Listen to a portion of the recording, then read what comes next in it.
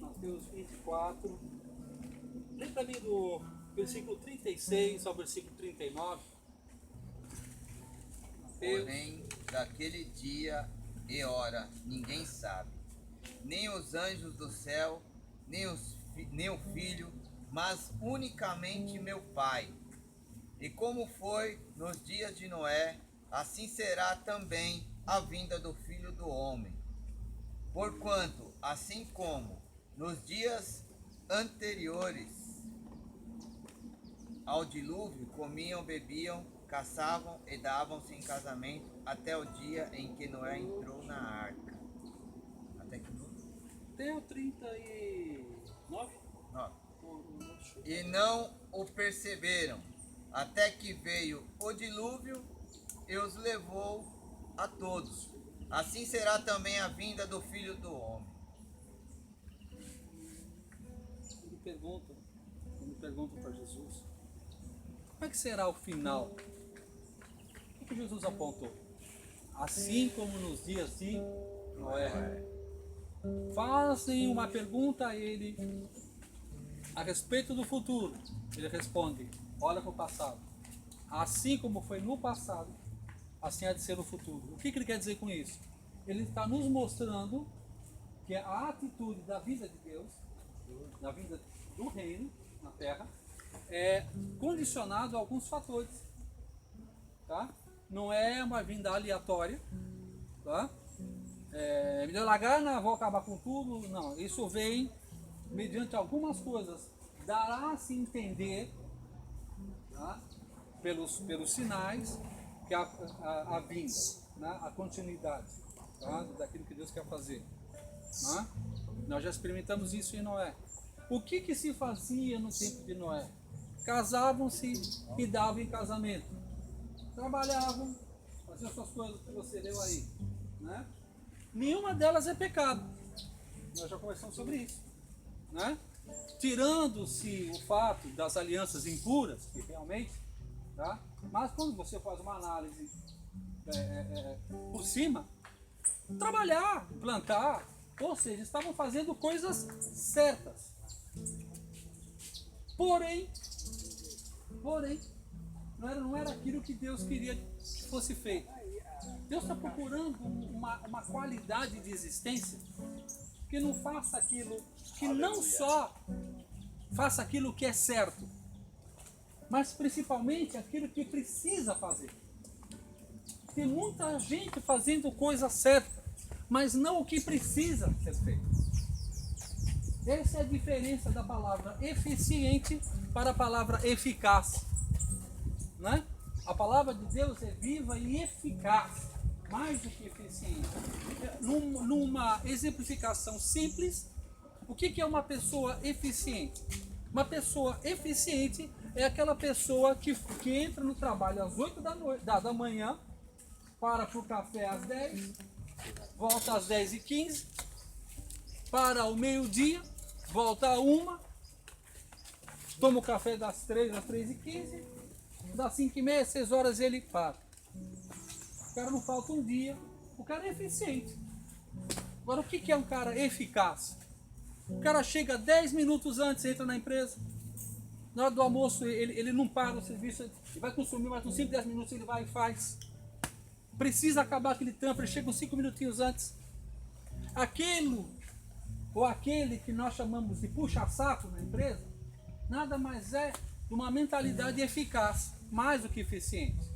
E é lógico que numa crise financeira, numa crise da empresa, onde terá que haver um corte, quem que vai ser cortado? Quem que não vai ser cortado? O eficiente vai ser cortado, o eficaz vai ser mantido. Tá? Então, aquele que era o puxa-saco foi o que permaneceu. Né? Aquele que se incomodou com a eficácia do outro foi jogado para fora. Né? Então, com isso, onde eu quero chegar nessa primeira fase aqui? Entender os mecanismos de Deus, as janelas, as tecnologias de Deus fazer as coisas. Porque quando nós entendemos o como que Deus opera as coisas, nós vamos dar crédito a Deus das coisas que estão acontecendo em nossas vidas. Você lembra de José? Que José foi vendido, foi traído, foi isso. Lá no final dessa história, vamos dizer assim, né, quando ele está lá, abaixo do faraó, governando sobre tudo, sobre todos, que a família o identifica, eles falam, agora nos lascamos, porque nós vendemos ele, nós traímos ele. Ele fala, não, gente, isso tudo já era um plano de Deus, Deus já me mandou adiante de vocês. Então, para você ter uma mentalidade pioneira, você tem que estar preparado para ser traído, você tem que estar preparado para te jogar no buraco, porque isso é uma promessa de Deus também. né? Então, a gente, quando a gente coloca isso durante a perspectiva de Deus, nós temos que estar preparados para isso também. Isso faz parte do plano e propósito. Ok? Tá bom? Beleza. Na semana passada, nós demos uma pausa em Noé, a igreja do século 21, porque o Espírito Santo assim aprove, nós estudamos uma outra coisa, né? Mas hoje eu vou tentar continuar a aula da semana retrasada. Vamos ver até onde a gente consegue fruir nisso aqui, ok? Sempre que nós falamos sobre... Vamos lá em Gênesis agora. Abre aí de Gênesis capítulo 6.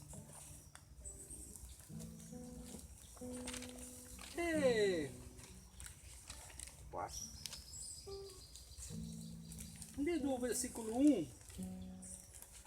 Amém. Olha a coisa.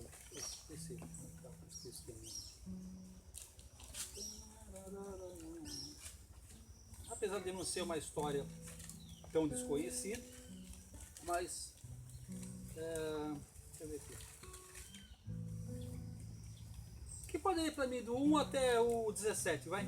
E aconteceu que, como os homens começaram a multiplicar-se sobre a face da terra, lhe nasceram filhas, e viram os filhos de Deus que as filhas dos homens eram formosas, e tomaram para si mulheres de todas as que escolheram.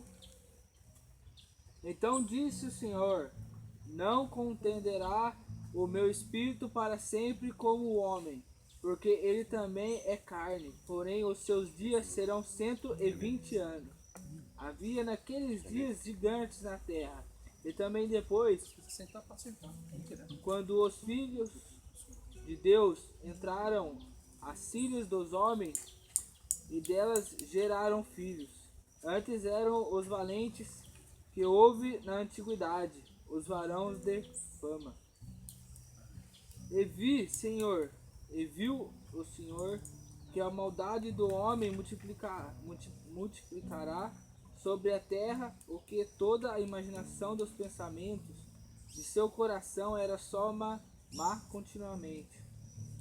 Então respondeu-se o Senhor de haver feito homem sobre a terra, e pensou-lhe em seu coração, e disse o Senhor: destruirei de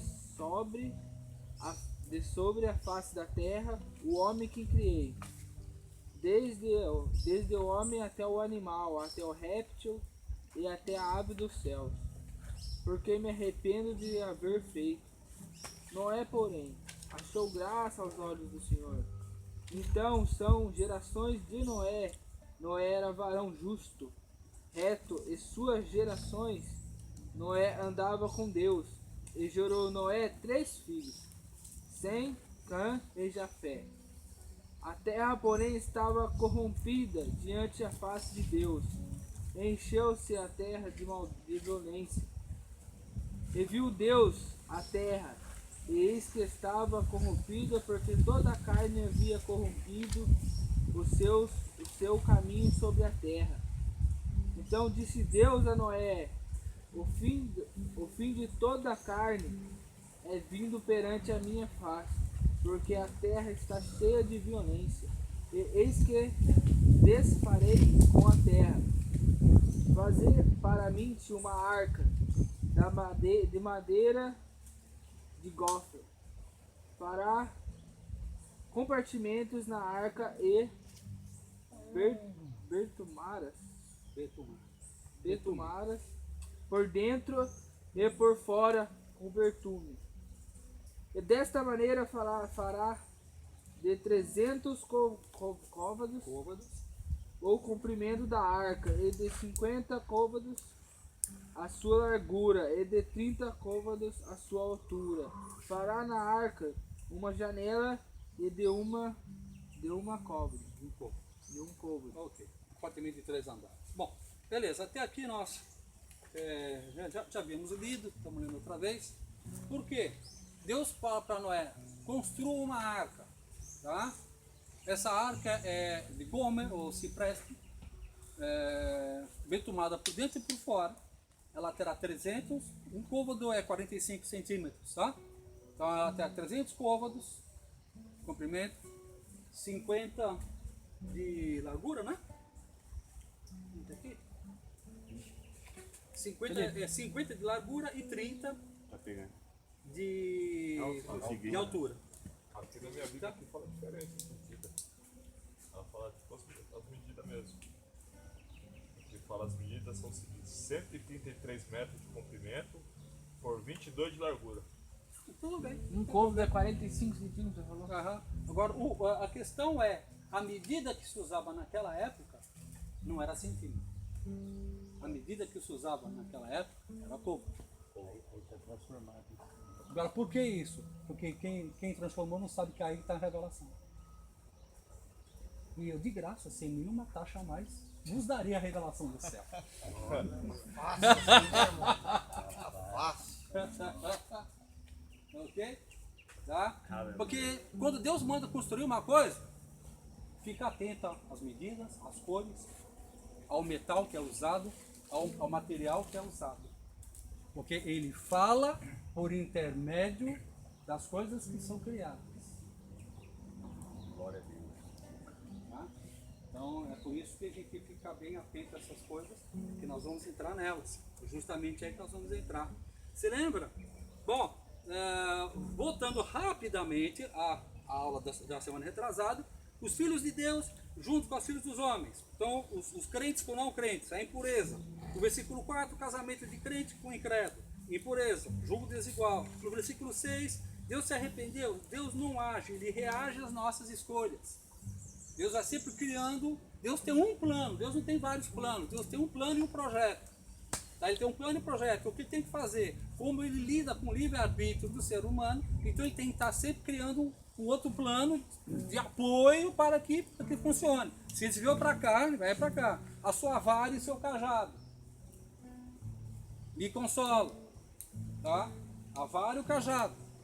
A vara, ela te impulsiona, vai para frente. E o cajado, ele tem aquela curvinha ali embaixo que para pegar o pescoço da ovelha e puxar. Uma é para incentivar, outra é para corrigir. Uma é para exortar, outra é para confrontar. Okay? Porque andar com Deus, você tem que estar sempre fluindo nisso. Tem um texto da palavra de Deus que diz: e Deus ia adiante do seu povo. Aí 2 versículos abaixo, está lá, e Deus caminhava no meio do povo. É interessante que tem hora que Deus vai na frente do povo e tem hora que Deus vai no meio do povo. Quando ele vai na frente do povo, ele vai dando uma direção ao povo. Quando ele vai no meio do povo, ele vai curando o povo. Porque assim deve ser a palavra de Deus. Assim, por isso que no livro de Efésios está escrito que a palavra de Deus é baseada sobre o fundamento apostólico e profético. Porque o apostólico abre portas, o profético abre janelas. Uma traz condição, exortação, incentivo, a outra traz correção. O profeta é o fiscal da obra. Tá? Por isso que a unção profética, quando deixava um profeta na cidade, todo mundo andava para ele, porque ele era considerado o fiscal. O profeta só vinha onde tinha coisa errada. Então, se você estava na cidade, estava fluindo, e apareceu um profeta na cidade, todo mundo sabia que o pau ia quebrar, ia voar a pena, entendeu? Porque onde tem profeta, tem bagunça. Onde tem profeta, tem porrada, mano. Entendeu? Por isso que ele é chamado o perturbador de Israel. Tá? Por isso que o pessoal não gostava de profeta. Entendeu? Porque ele vinha, tipo, não é lícito. Apontava. Que vejo profetas aqui.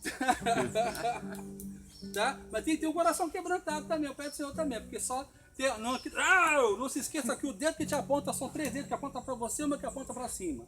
Pá, cada vez que você julga alguém, há 3 dedos de julgamento contra você mesmo e outro apontando a saída.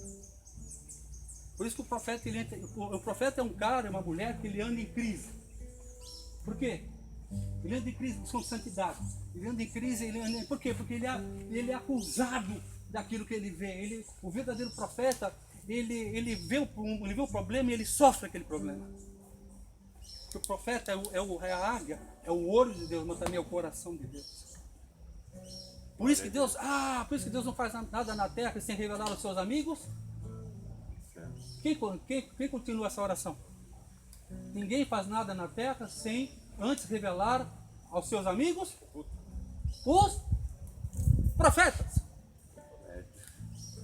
Deus não faz nada na terra sem antes trocar uma ideia. Tô a fim de fazer um bagulho aí. O que vocês acham?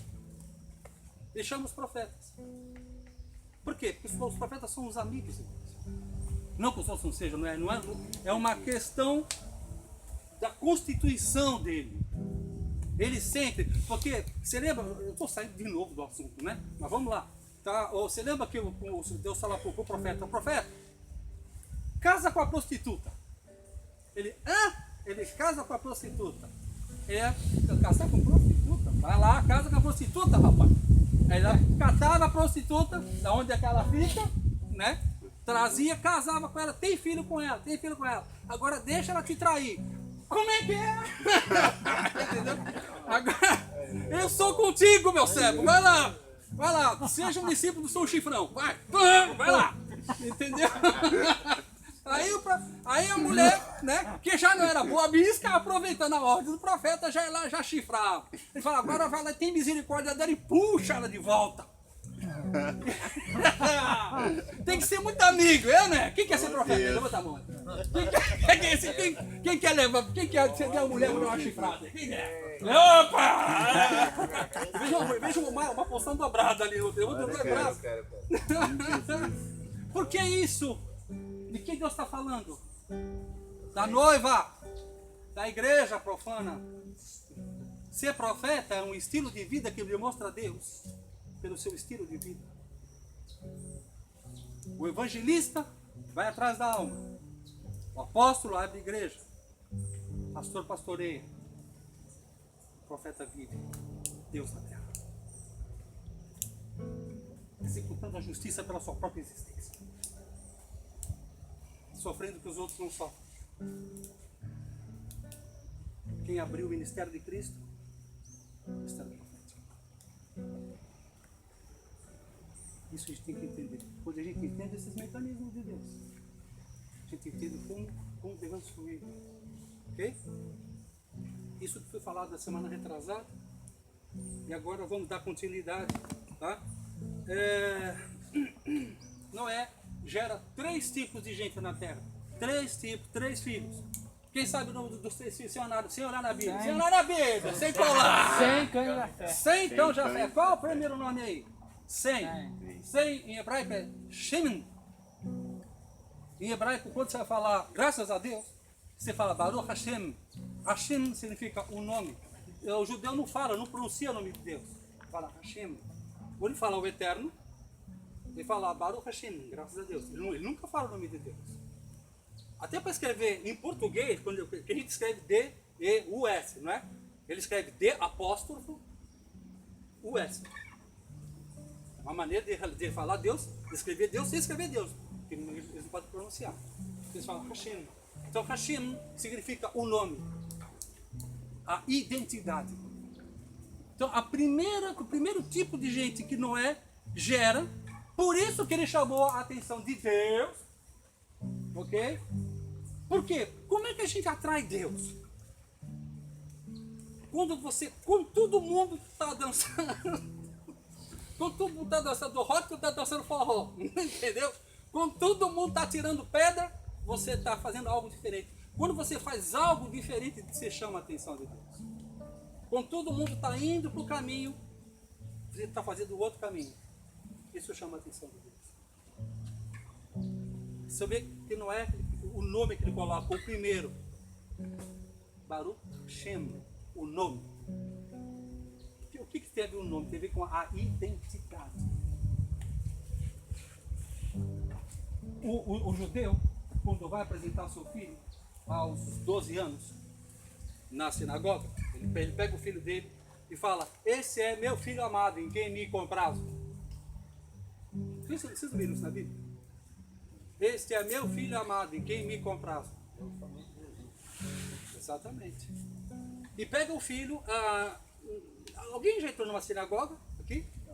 A sinagoga, o púlpito da sinagoga fica no meio do templo, não no canto, fica no meio. Tá? E o pessoal serve ali. Tá? Então ele dá 5 voltas com o seu filho. Para todo mundo ver: esse é meu filho. Esse é meu filho. Esse é meu filho. Bar mitzvah. Toda. Muito obrigado. Obrigado em hebraico. Toda. Bar mitzvah. Bar mitzvah. Tá? Então, o que ele está fazendo? Está apresentando à sociedade que o menino é obrigado a contar uma piada. O menino tem que fazer alguma coisa. O menino tem que fazer alguma coisa lá. E o pai bate palma. Lê o Torá. Lê a Torá e fazer uma apresentação. Né? Por que isso, gente? Por que isso? A primeira coisa da paternidade, ela derrama sobre nós o seu Hashem, o seu nome. Não sei se vocês sabem, mas o país chamado Brasil, 30% dos RGs não consta o nome do pai. Tem só o nome da mãe. 30% de RGs não consta o nome dos pais. Então não tem Hashem, não tem o nome, tem o nome da mãe. O nosso país, ele foi castigado, geração após geração, com um espírito de orfandade. Sabendo-se que é o pai que dá o destino, é o pai que orienta a sexualidade, não é a mãe, é o pai que orienta a sexualidade do filho e da filha. Na mulher, da sexualidade da filha. Não, é o pai que dá a orientação sexual. Você pode ver em muitos casos de homossexualidade, na maioria dos casos de homossexualidade, há uma ausência do pai ou uma presença infrutífera, deixando a desejar no seu papel sacerdotal do pai. É a primeira coisa. Você vai fazer. Nós passamos um tempo trabalhando com homossexuais. A primeira pergunta fala: como é que era seu pai? Eu não conheci meu pai. Primeira coisa, você vê a orfandade. Por isso que Satanás pega tanto nessa questão da orfandade. Por quê? Porque ele sabe que a criança, nascendo órfã, ela não tem Hashem, ela não tem o nome, ela não tem representatividade. Ela fica sem uma identidade. Então, quando você não tem uma identidade própria, você vai tentar se identificar de alguma maneira. Como? Se juntando com outras pessoas sem identidade. Isso aconteceu no Velho Testamento. Um homem chamado Jefté, filho de Gileade, prefeito de Gileade, cidade do óleo, cidade da unção. Gileade, prefeito da cidade, tem um filho com uma prostituta. E traz esse filho para dentro de casa. E os filhos do casamento dele oficial não conseguem aceitar esse menino dentro da casa. Começa a ofendê-lo. E o pai não defendia ele. O que acontece com ele? Ele foge, vai para as ruas e vai se juntar aos adoradores de Moloch, que é onde vem a palavra moleque, de rua. O que são os moloques ou os moleques de rua? São órfãos, abandonados, que fogem do estupro, do abuso, da paternidade falsa ou inexistente e vão para as ruas e vivem em bandos. Por quê? Porque eles não têm uma identidade. Então a primeira coisa que Noé produziu é uma mentalidade que tem uma paternidade forte. Por isso que antes de ser apóstolo, profeta, pastor, evangelista e mestre, Deus chama uma geração para ser pais espirituais. Paternidade espiritual. Conversando com um ilustre aqui, você vê, né? A nossa genealogia aqui é muito próxima. Tá? Você se formou, como é que é a história lá? Sua, com o meu pai espiritual? Lá com o Rema, com o Verbo da Vida? Bud Wright. E Thomas Dawson. O Thomas Dawson é meu pai espiritual. E ministrou na vida dele. Eles vieram para o Brasil na década de 70. na década de 90, eu recebi paternidade espiritual de Thomas Dawson. Tá? A gente está debaixo da mesma coberta. Zé Rodrigues, né? Hã? Eu fui o apóstolo Zé Rodrigues. Que já é uma geração, né? Tá. Tá, eu estou falando da década de 70, 80. Você está falando que década? Estou falando próximo de Noé ali, entendeu? Não tive na arca, mas que pisei no barro, eu pisei, entendeu? Tá? Então, você vê que é interessante, né? Como é impressionante. Quando ele começou a falar, ó, peraí, você está falando do meu pai. Aí automaticamente a ligação foi imediata. Aí você vê que ele estava falando, você viu que ele estava adorando em inglês. Por exemplo, de que isso vem de cima para baixo. Não é coisa do texto. É coisa de quem recebeu algo de lá. Isso vem em nós. Por isso que eu, logo de cara, já houve essa identificação. Eu não conhecia ele, mas o Espírito a gente reconhece. Por causa do Hashem, por causa do nome, por causa da nossa identidade, nossa genealogia. A minha genealogia bate com a genealogia dele. Embora ele seja mais novo na cadeia, mas é da mesma genealogia. Por isso que é tão importante. Eu quero ver aqui, estou vendo aqui pais espirituais. Futuro pais espirituais. Porque é isso que Deus chamou vocês. Se eu não ouvir um amém, vocês não têm coragem de ser pai, não, gente? Amém. Agora sim, rapaz. Fala o pai espiritual. Opa, todo mundo tem que aceitar para atender. Desculpa, não é pergunta. Pô, tá. Uma dúvida aí, você falou de Deus Moloque, né? Moloque, moleque. Isso. Na minha vida, no cotidiano, né? Desde criança, eu ouço um pai repreender um filho, ô moleque. Isso. As pessoas chamam o moleque. Aham. Eu também fui pai de moleque. Aham. Não é correto profetizar esse nome? De jeito maneira. De jeito maneira, né? Você está falando, tu é filho de Moloque. Moloque. Quantos aqui conhecem Moloque? Deus Moloque. Moloque era uma entidade demoníaca, tá? E ele era um ídolo cultuado de ferro e bronze, tem uns 3, 4 metros de altura, tá? Ele era uma entidade grandona, assim, um corpo, vamos dizer assim, né? E dentro dele era oco, e dentro dele tinha uma fornalha, tá? Então há várias histórias assim, né? De vários descritos dele. Uma que é mais comum, que ele tinha uma boca aberta, tinha uma fornalha, tá? E ele tinha as mãos assim, ó, tá? Então as pessoas em busca de ter colheitas, de terem bênçãos, pegavam os seus filhos primogênitos e colocavam nas mãos dessa entidade. E ele tinha um mecanismo que iam puxando com uma corda, ele fazia assim, ó, jogava a criança viva para dentro da fornalha, tá? E para que esse grito dessas crianças não fosse ouvido, eles tinham um costume: bate forte o tambor para cobrir o som da agonia das crianças lá dentro. Então, e junto com isso havia as prostitutas cultuais, que também faziam as suas orgias em frente.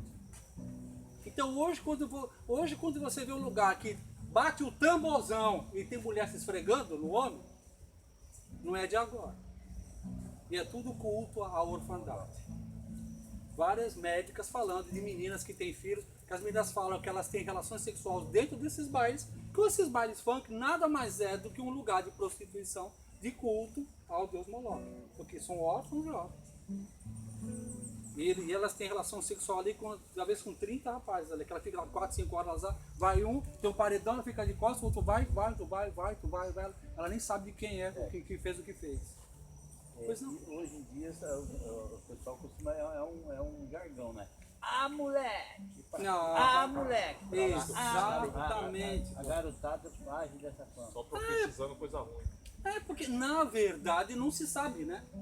Na verdade não se sabe a etimologia, né? A etimologia das palavras, né?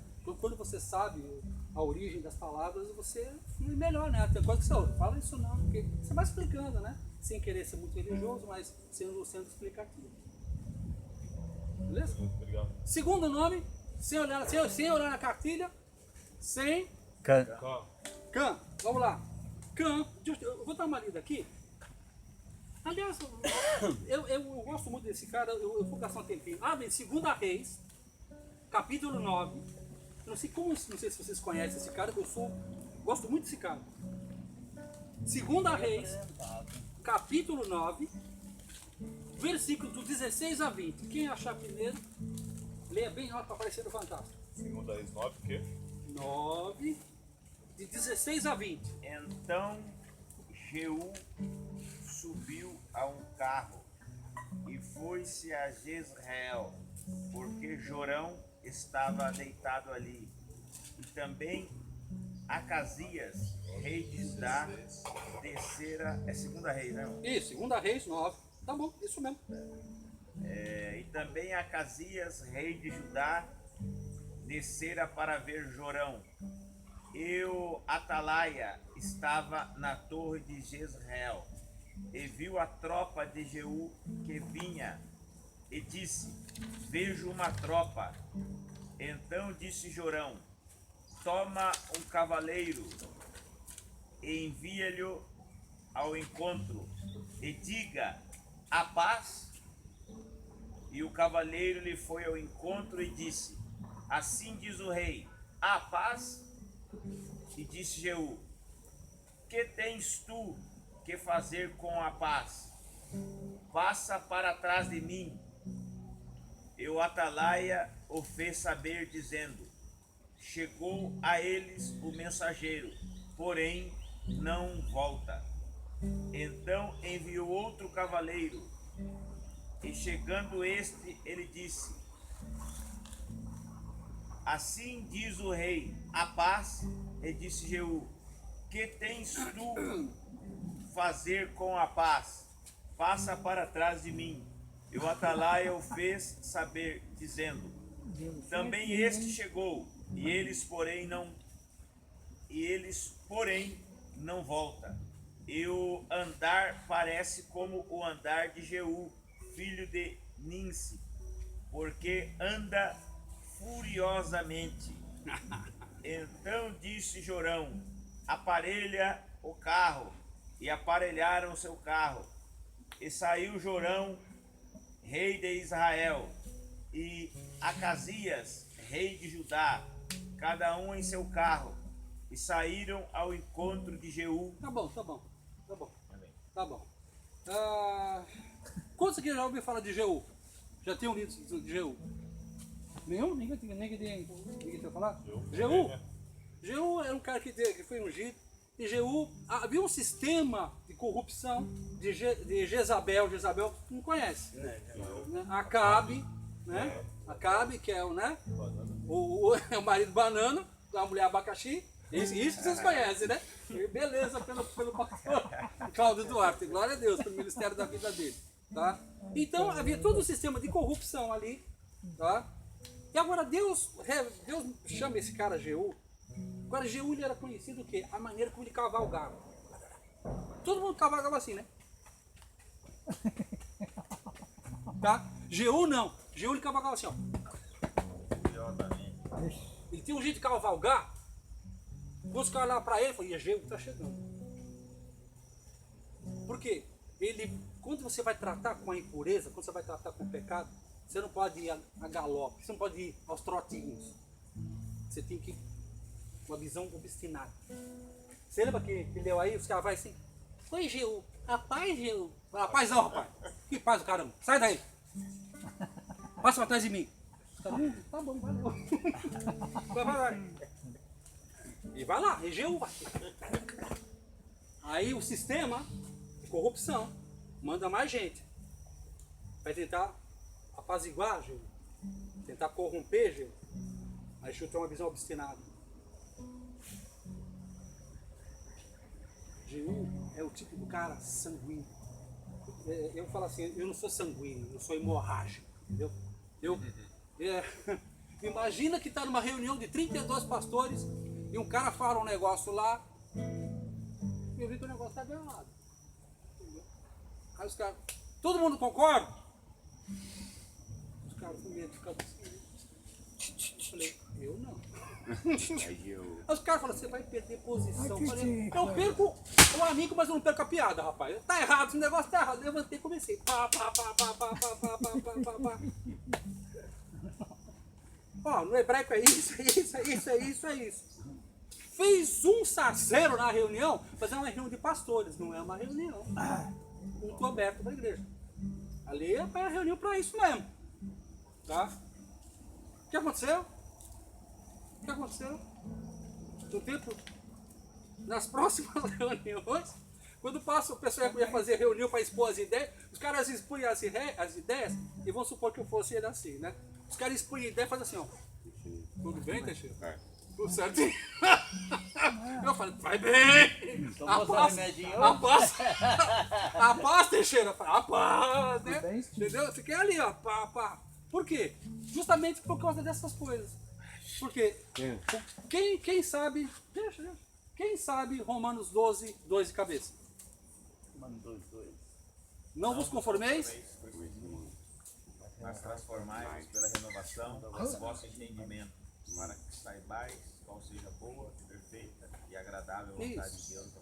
Então fala de dois sistemas. Um tipo de gente que não se conforma, mas busca uma transformação.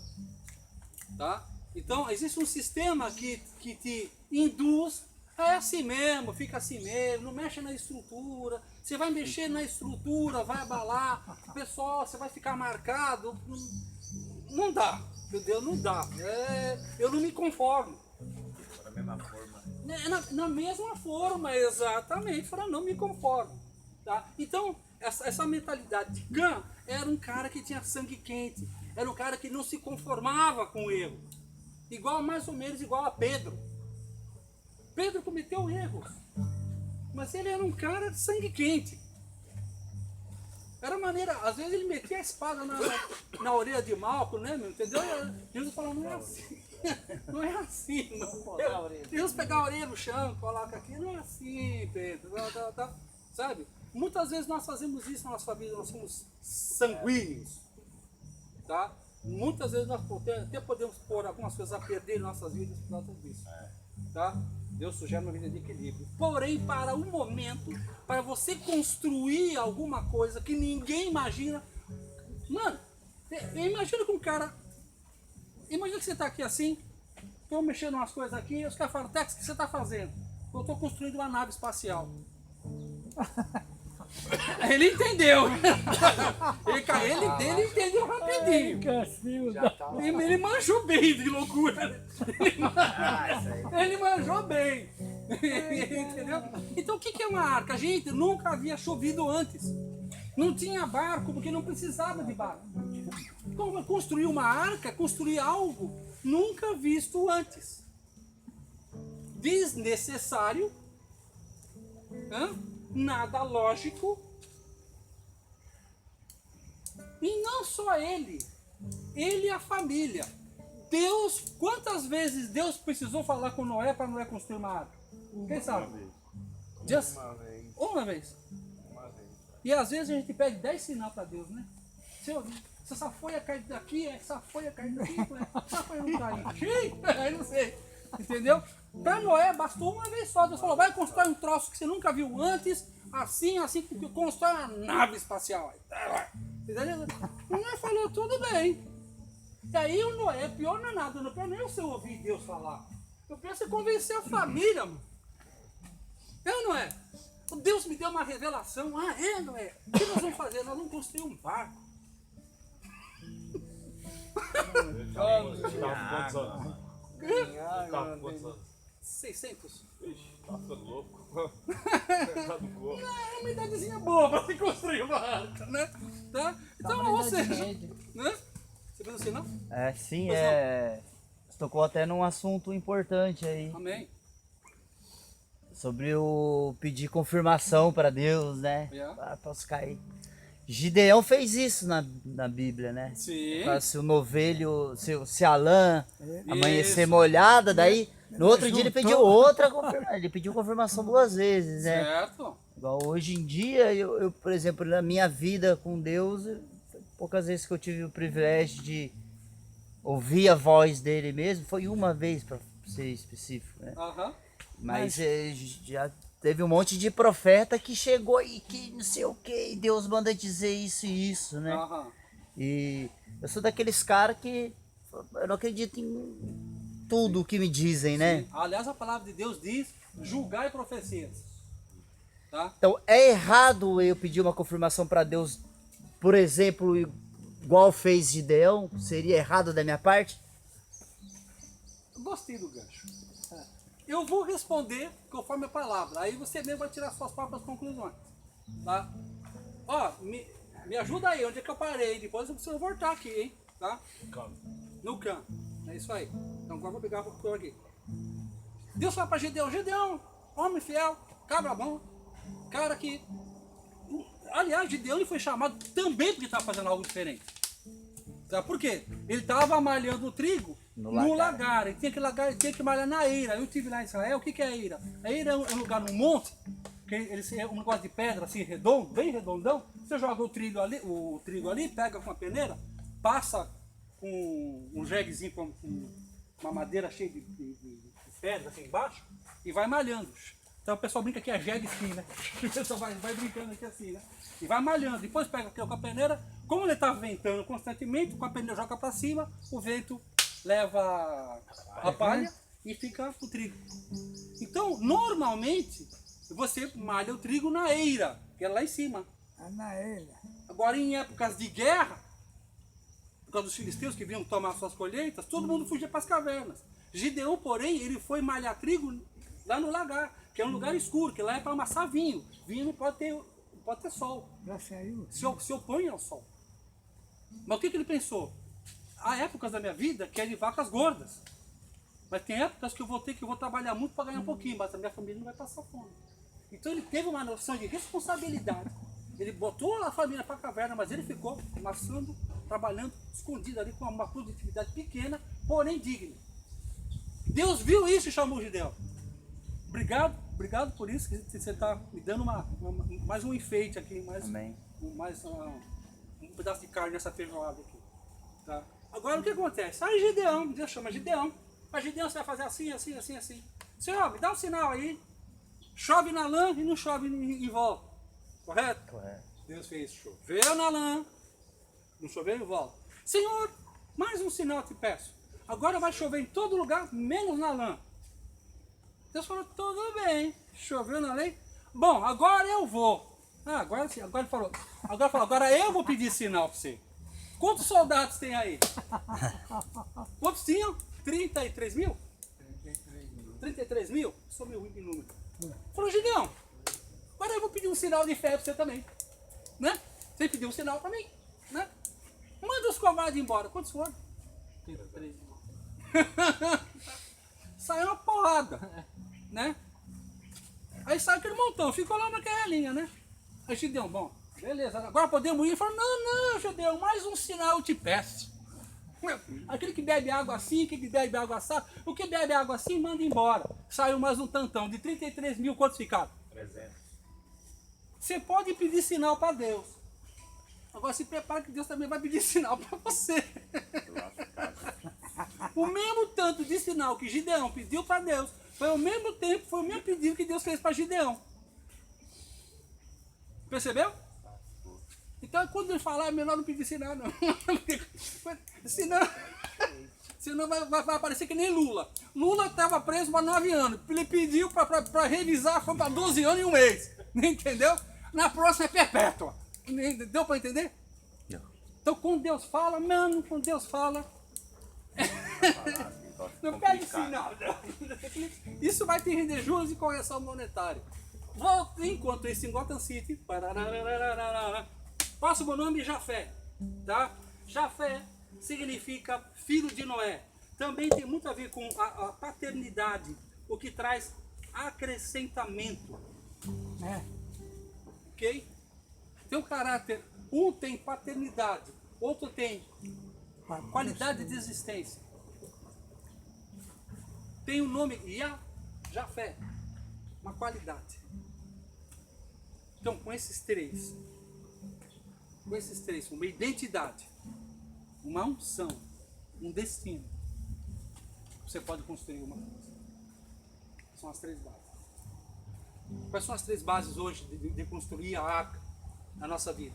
Adoração, proclamação e intercessão. Isso não é o ministério de uma igreja. Isso é o ministério seu, meu, seu. Deus seu. Deus é chamado. Deus nos chama para ser intercessores, proclamadores e adoradores. Isso não é a função da igreja.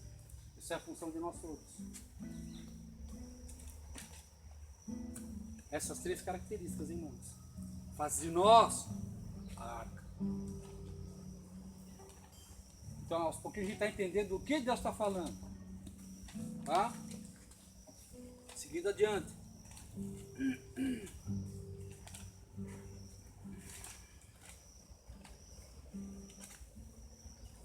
O material usado.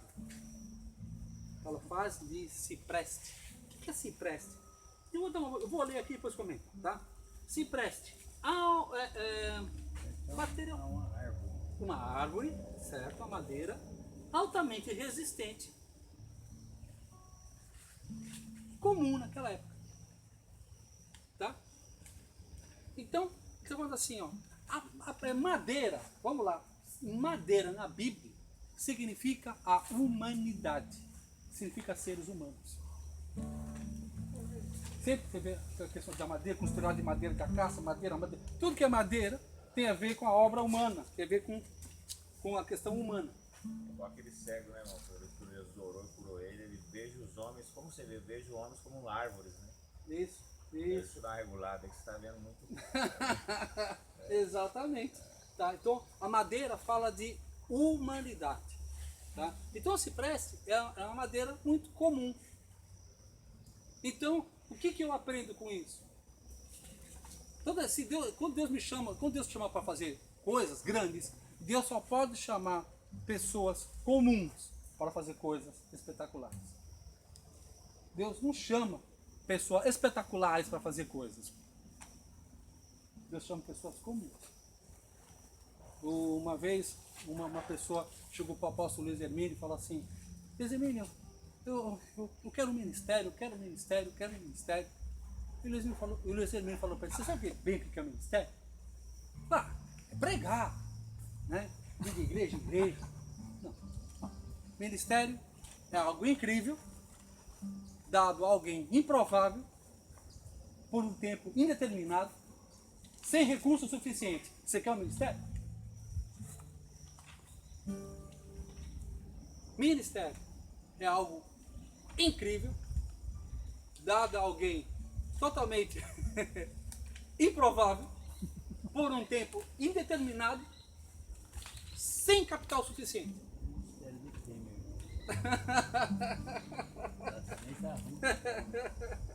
Ali realmente é o outro lado da maçã ali, né? Bom, vamos ali para o livro de Neemias. Livro de Neemias, capítulo 8, versículo 10.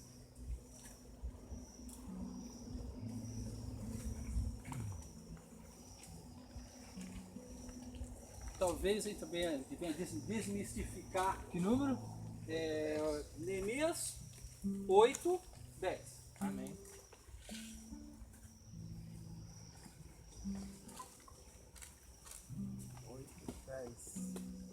Só um segundinho. Descobri, eu estava ouvindo a pastora Tânia. Ela falou uma coisa interessante. Muitas vezes a gente pede para as pessoas abrirem a Bíblia. Aí os mais rápidos abrem e começam a falar, e os que demoram um pouquinho mais de tempo não estão ouvindo. Né? Então, se você não está difícil de abrir, de achar, pode parar. Porque a fé não vem por abrir a Bíblia, a fé vem pelo ouvir a palavra de Deus, né? Né? Então, às vezes, onde é que está Amós? Né? Não está, meu, fecha a Bíblia, já acho. Deixa eu ver. Tá? Achou aí? Uhum. Os nomes, Sofonia, né? Manda bala. Só o 10? Por favor. Disse-lhe mais: ide e comei as gorduras, e bebei as doçuras, e enviai porções aos que não têm nada, preparando para si. Porque esse dia é consagrado ao nosso Senhor, portanto, não vos entristeçais, porque a alegria do Senhor é a vossa força. Isso. A alegria do Senhor é a nossa força. Eu vejo muita gente cantando isso, né? A alegria do Senhor é a nossa força. A alegria do Senhor é a nossa força. Aí as pessoas pensam que é a alegria de Deus que te fortalece. Isso é um erro. Isso é um erro de doutrina. Não é a alegria dele que me fortalece. É quando eu me ponho forte, ele se alegra. A alegria do Senhor é minha força.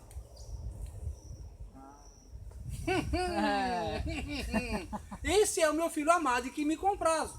Então, quando o meu filho resiste ao pecado, quando ele se mostra forte, o pai fica alegre. Né?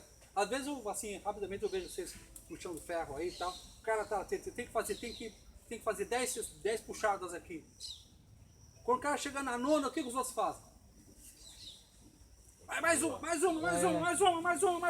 Aí quando você faz a 10ª, o que eles fazem? Se alegram, porque a alegria deles é a sua. Nossa. Da hora. Legal, essa daí foi boa, cara. Essa aí Isso é Bíblia. Isso é Bíblia de profeta. Pá! Quebrando doutrina religiosa, estabelecendo o reino de Deus por maturidade. Sabe que quando eu me alegro, quando eu me mantenho forte, eu deixo ele alegre. Se ninguém mais ficar alegre, porque você se manteve forte, pode crer, ele lá está falando. Esse é meu filho amado. Esse é meu filho. Esse é meu filho. Esse é meu filho. Tá? Eu estava na. Porque assim, né? Eu vou estudando lá, aí eu deixo aquele livro que eu estou trabalhando, tem um pessoal e deixo ali. Às vezes eu ouço alguma coisa que gente, embora eu venha aqui uma vez por semana, eu estou fisicamente aqui uma vez por semana, mas o resto da semana eu penso em vocês direto. Entendeu? Eu estou ouvindo uma coisa, eu lembro de um, eu lembro de outro, lembro de outro, eu lembro de outro. Aí eu falo, nossa, isso aqui serve bem para eles. Porque eu trabalho, a minha função como profeta na vida de vocês é usar a estrutura de Jeremias 1. Eis que te chama para destruir, aniquilar e arruinar, para edificares e plantares. Então eu tenho que destruir, aniquilar mentalidade, ensinos errados, ensinos religiosos, e implementar o reino. Que é isso que vai trazer transformação na vida de vocês. Que a verdadeira transformação é de dentro para fora. Então a gente tem que implodir, destruir mentalidades embutidas. Que nem eu estava conversando com a Rosana hoje, tá? E todo mundo mete o pau em Sansão. Né? Tem uma coisa que eu acho interessante. Como é que Sansão acaba o ministério? Porque o nome dele está, não sei que raio, mas o nome dele está na galeria da fé. O nome de homem ou de Isaías não está, mas o nome dele está. Tá? Mulherengo fez o que fez, mas o nome dele está lá no livro de Hebreus, na galeria da fé. Deus escolheu ele para pôr na galeria da fé. E o que ele fez com a vida dele, não sei. Só sei que ele terminou fazendo exatamente o que Deus mandou ele fazer. E interessante que ele está cego, e ele põe a mão num pilar e a mão no outro pilar, e mata ali todos os filisteus. É verdade ou é mentira? O que era uma mentalidade filisteia? Uma mentalidade filisteia era que o filisteu ele era conhecido por roubar a colheita do povo. O povo se esforçava. Na época das colheitas, os filisteus vinham, perdeu, passa a colheita aí. Essa é a custa do povo, né? E as custas do povo. Isso é uma mentalidade filisteia. Aí na vida de vocês vão identificar quem é o filisteu que rouba ali a produtividade humana. Poxa, cara, eu estava quase conquistando uma coisa e perdi. Estava quase conquistando uma coisa, o que eu vou ser? Existe um demônio, um espírito filisteu. Santo Deus, Ué, aleluia, Jesus. foi de uma vez, na outra mulher. Existe um espírito filisteu que te rouba a produtividade, te rouba o destino. E é disso que Deus vem fazer a gente uma mudança de mentalidade para quando ele vem, você fala, eu te reconheço, o espírito filisteu sai da nossa existência. Colocando isso aqui, tá? Agora nós vamos pegar aqui numa outra dinâmica, bom? Agora vamos começar a trabalhar com as medidas, né? Bom, eu confio em mim, tá escrito aqui, tá? A primeira medida é, que nós vamos entrar nessa questão, você vai ver o que está por trás disso. Aliás, eu até mencionado uma parte dela aqui. A primeira medida que nós vamos estudar aqui rapidamente é o comprimento. Qual é o comprimento dela? Quem lembra? Da arca, desculpa. 300 côvados? 300 côvados. Quantos homens Gideão ganhou a batalha? 300. Qualquer semelhança é mera coincidência? Não. Não! Número 300 da Bíblia fala de um remanescente. O que é um remanescente? É um tipo de gente que não se curva. O remanescente é aquilo que eu falei, tudo junto, todo mundo faz uma coisa, você faz outra. É um remanescente. Deus, Jesus, passa numa multidão, cura uma multidão, mas chama meia dúzia para andar com ele. Esses são os remanescentes. Deus nunca fez nada com multidão e jamais vai fazer. Por quê? Para que a Ele seja a honra, a glória, o louvor e o domínio para sempre. Então você e eu fazemos parte de um remanescente. Que Deus está preparando vocês aqui, que vocês são chamados a remanescência. Porque há milhões lá fora, chamados gospel. Eles estão preocupados em se aparecer, fazer show. Existe um remanescente. Glória a Deus. Deus está fazendo depósito apostólico. Jesus. Tocando na adoração, transformando por dentro. Não só a unção, mas o caráter. A palavra que eu estou dando para vocês não é a palavra de unção, é a palavra de caráter. Não é a palavra que deixa vocês alegres, mas a palavra. A minha intenção não é deixar você alegre, é deixar você triste. Porque melhor é a casa da viúva. É melhor a casa do luto. Desculpa. Melhor é a casa do luto, que a casa de festa. Porque a palavra de Deus tem que fazer transformação dentro de nós. Você tem que olhar para você e falar, nossa, eu tenho que mudar. Não aguento mais. Eu estou aqui por causa das colheitas que eu fiz no passado. Estou a fim de mudar. Ninguém muda a colheita sem mudar a semente. Então o que eu estou trazendo para vocês são sementes proféticas. Em solos bons, começa a vir uma outra colheita. Por isso que eu venho sistematicamente, eu vou estudando, cada semana que eu vou ministrando a vocês, eu vou trazendo uma semente. Ela vai entrando. Pá, pá, pá, pá. E aí a gente vai com a unção, com a adoração, a gente vai regando. E está aqui, está crescendo. Eu sei essa palavra. Eu paguei um preço por ela. Eu prego diferente dos outros, porque eu pus a minha cabeça na guilhotina. Porque para pregar o que eu prego, tem que passar por aquilo que eu aceitei passar. 99% ficou do outro lado do rio, não teve coragem. Mas eu fui. Só não entendia para quê. Agora estou entendendo para quê. Porque tem uma qualidade de vida especial que Deus tem. E somente alguém que tivesse conhecimento, mas cicatriz também. Para que minha palavra tivesse autoridade, não é só letra, vai ser cicatriz. Quando você entrar na presença de Cristo, lá na glória, a primeira coisa que você vai ver é as marcas. As marcas dele são a autoridade. As nossas marcas são a nossa autoridade. Porque vocês são um remanescente. Deus nunca fez nada com multidão de gente. Deus só fez grandes coisas com pessoas feridas, curadas, cicatrizadas. Glória a Deus. Suas feridas serão transformadas em cicatrizes. E a sua bagunça será transformada em sua mensagem.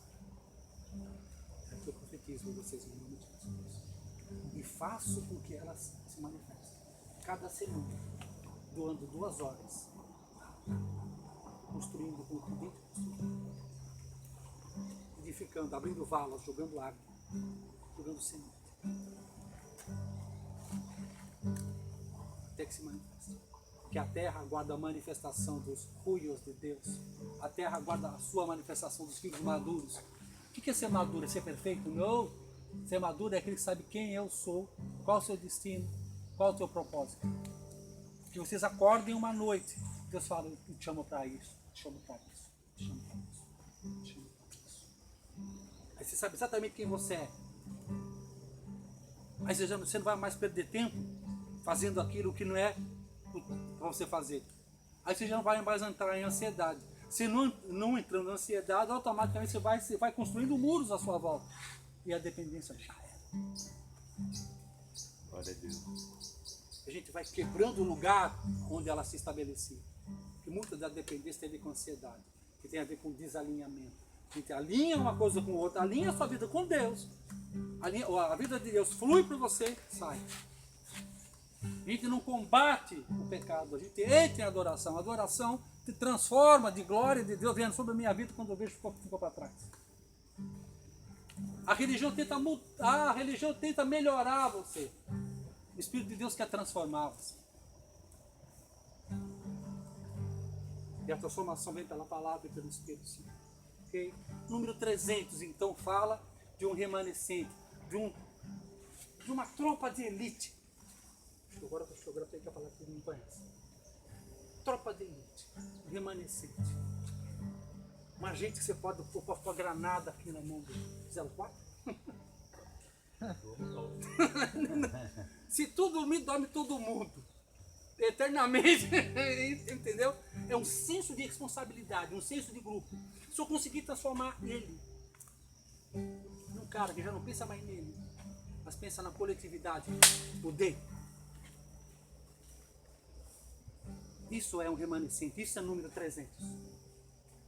Um tipo de gente que é diferente dos outros. Próximo, número 50. 50 de largura. 50 fala de liberdade. O povo, pela lei, ela podia ficar escravo de um outro por falta de pagamento, por coisas, fatores, por 49 anos. Mas no ano 50 estava liberto, que é o ano do jubileu. Tá? Então, quando chegava, eu podia ter feito o que fosse na minha vida, e por causa disso fiquei escravo. Mas por 49 anos, que é 7 vezes 7, que é o número 7, o número perfeito de Deus. 7 vezes 7, 49. No próximo, é um novo céu, uma nova terra. É um período de liberdade. Então, o número 50 fala de quê? De um povo que foi liberto da escravidão. De um povo que está pronto para o novo, para o próximo. O nosso Deus, por isso que Deus fala, quando Deus não chega para você, ele fala assim, eu sou o Deus de Abraão, de Isaac e de Jacó. Ele fala assim, eu não sou o seu Deus. Eu sou um Deus geracional. Porque o nosso Deus é um Deus que pensa geracionalmente. Entende isso? O que é? A nossa visão, a visão do ser humano é uma visão muito pontual. Eu vou produzir para mim, vou trabalhar para mim, eu vou construir para mim. Mas a visão do reino de Deus não, eu vou construir para o outro, eu vou pensar no futuro. É porque quando eu ministro aqui, eu estou ministrando hoje o que alguém ministrou para mim há 20 anos atrás, 25 anos atrás, geracionalmente. Alguém pagou o preço para que eu estivesse aqui.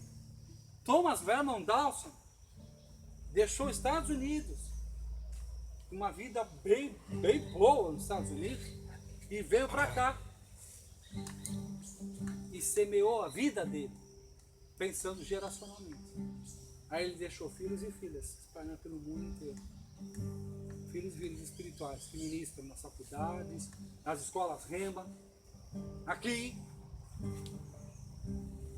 é geracional. Tudo que nós pensamos, pensar em questão de futuro. Sempre pensar no futuro. Eu construo para os meus filhos, construo para os filhos dos meus filhos. Quando Deus deu minha chamada ministerial, minha chamada às nações. Eu falei, que legal a chamada às nações, né? Aí em primeira instância eu pensei, vou viajar pra caramba, né?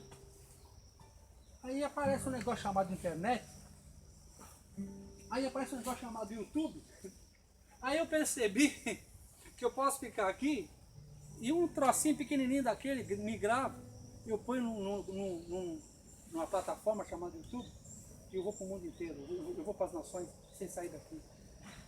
Não preciso mais. Antigamente, pegava navio, né? Os missionários pegavam navio, passavam meses nos navios, né? Quando falava em obra missionária, falava algo terrível, né?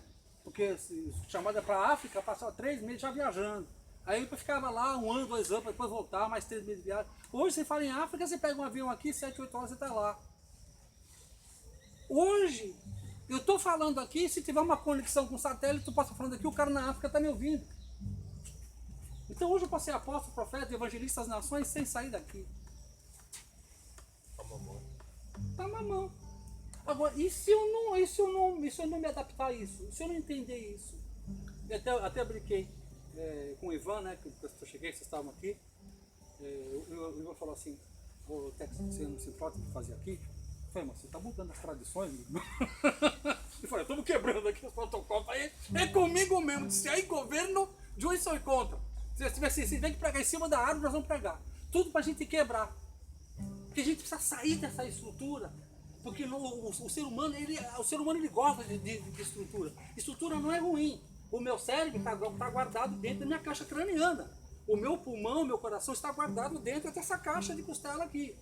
Estrutura é bom, mas ela não pode me matar. Ela é um organismo que tem que me levar adiante. Então tudo que te congela, tudo que te paralisa, tudo que te impede de fluir não é de Deus. De Deus é que a estrutura flui com você. A estrutura funciona para te promover. Ok? O 1300 então fala de largura, que fala do quê? Um tipo de gente jubilado, um tipo de gente que já está liberto do pecado, liberto da tradição, liberto da religiosidade. O que é religiosidade? Religiosidade, falando de uma maneira simples, é tudo que eu tento produzir para Deus segundo a minha força, não segundo Deus. Tá? Deus fala, o apóstolo Luiz Hermínio fala uma coisa assim, eu acho muito interessante. Ele fala assim, tem muito empresário que Deus deu a empresa para ele, e tem muito pastor que está numa igreja que Deus não deu a igreja para ele.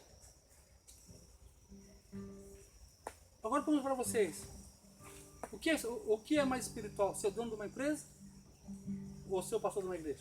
Fazer a vontade de Deus. Perfeitamente. Fala. Fazer a vontade de Deus. Fazer a vontade de Deus. Então não se trata de se estar atrás do púlpito, atrás de uma mesa, atrás do computador. Se trata de que Deus pode chegar para você, constrói uma arca para mim. É a nossa capacidade de sair de certas estruturas para poder se mover, né, no novo de Deus. E o número 30, tá? Que fala de maturidade. Jesus começa a pregar aos 30 anos de idade, porque na tradição judaica, ele aceita a palavra do homem a partir do 30º ano. Número 30 na Bíblia fala de um tempo de maturidade. Tá? Até os 29 anos, ele falava, ninguém não se aceita. Depois dos 30, se aceita. Aos 30 anos, ele tem condição de, vamos dizer assim, né, de se sustentar uma noiva. Tá? Então o número 30 fala de maturidade. Então fala de 3 características. Tipo de gente que faz aquilo que Deus manda e não o que está na moda. O remanescente. Deus fala de um tipo de gente livre, 50, e fala um tipo de gente madura. O que é ser maduro? Maduro é entender quem eu sou, qual o meu papel. Tem muitas coisas que o sistema religioso pode falar assim, Mentex, vamos fazer isso? Eu falei, não vamos. Não rola. Por quê? Porque Deus não me chamou para fazer isso. Não, pô, mas não vou fazer. Porque se eu gastar tempo fazendo aquilo que Deus não me chamou para fazer, primeiro, eu vou estar em desobediência. Segundo, vou estar tomando o lugar de alguém que era para estar lá. Porque vocês estão aqui. Se vocês estão vivos, é porque existe uma missão para vocês. Deus não está no negócio de desperdício de oxigênio. Entendeu? Está uma crise de oxigênio no mundo. Então, vê bem o que você está fazendo com a tua vida. Tá? Então, se está vivo, é porque há um propósito. E você pode ser um vaso de honra ou um vaso de desonra. Também é o teu livre-arbítrio.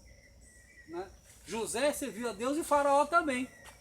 Agora você decide se você vai ser José ou vai ser um faraó. Se Deus vai poder te usar ou vai poder fluir o teu entendimento. Eu tenho conversado com algumas pessoas, alguns líderes, que eles estão passando por crises. Por quê? Porque Deus nunca mandou eles fazer o que estão fazendo. Eles mandou eles fluírem.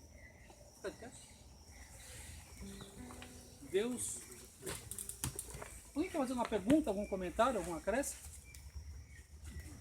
Passa um pouquinho para cá, você ficou bem na cama, um pouquinho para cá. Isso. Tá, obrigado. É aquilo que você fala ali, né? O Senhor te chamou para ser um diácono, você rebaixa a ser um pastor. Né? Amém, amém. Legal, vem. Repete isso aí. Deixa eu respeitar ele. Isso. Não brinca Respeitar com a cana. hierarquia dos dentes. Repete isso lá pro pessoal lá. Bem alto lá.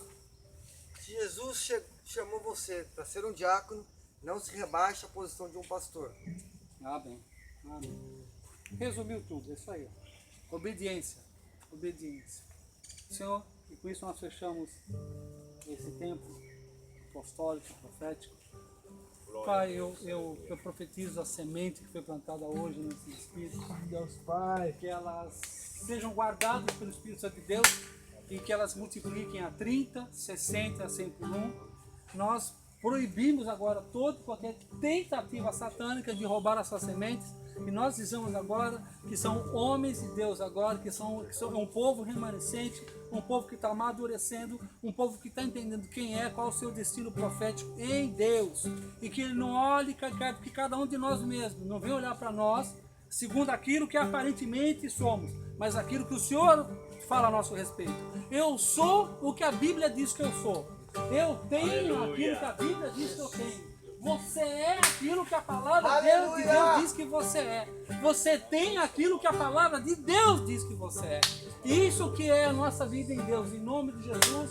Amém, Senhor. Amém. Aleluia.